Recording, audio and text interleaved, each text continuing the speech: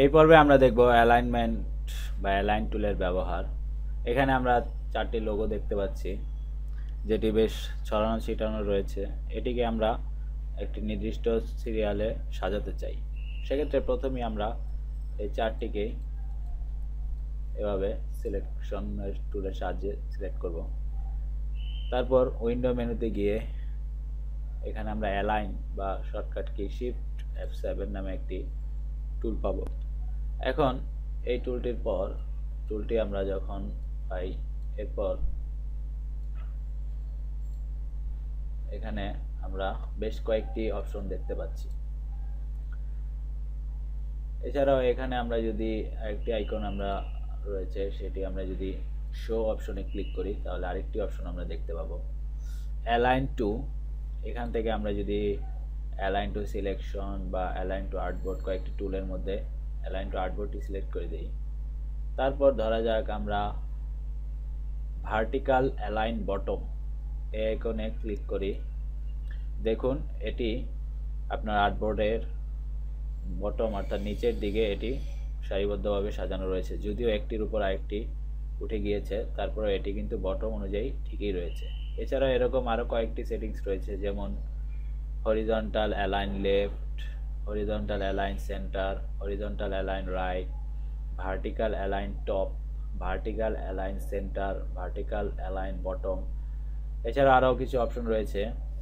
আমরা এখন এটি এই সেন্টার বরাবর নিব। সেন্টার বরাবর নিতে আমরা এই সেটিংসটার সাহায্য নিতে পারি, অথবা এই সেটিংসটার সাহায্য নিতে পারি, যেমন ভার্টিক্যাল অ্যালাইন সেন্টার।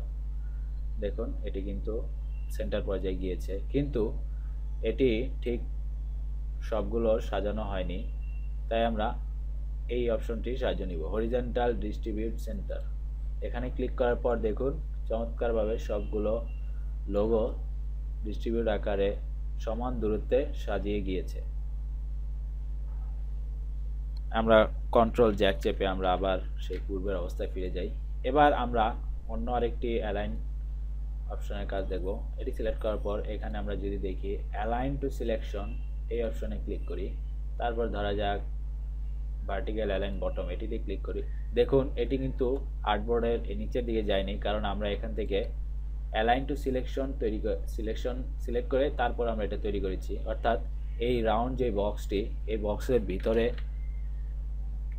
দেখুন আমরা যদি আন্ডু করি, এই রাউন্ড বক্সের ভিতরে যতটুকু জায়গা রয়েছে ঠিক সেই জায়গার নিচের দিকে এই 4টি লোগো সাজানো হবে এই আইকনে ক্লিক করার পর।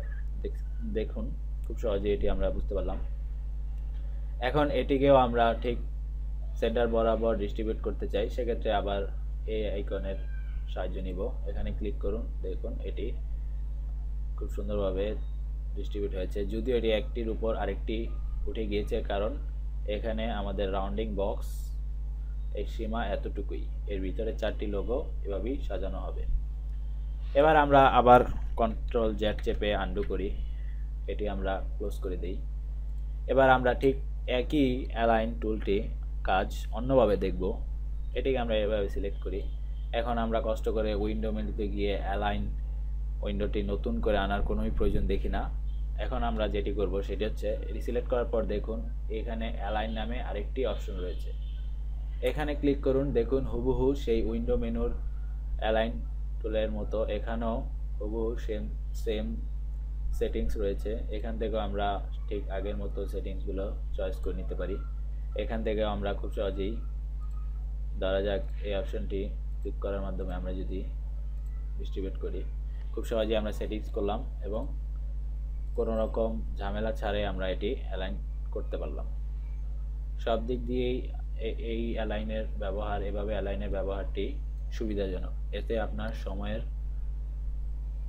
অনেক বাঁচবে। আশা করি আপনারা অ্যালাইন নিয়ে আর কোনো সমস্যায় পড়বেন না।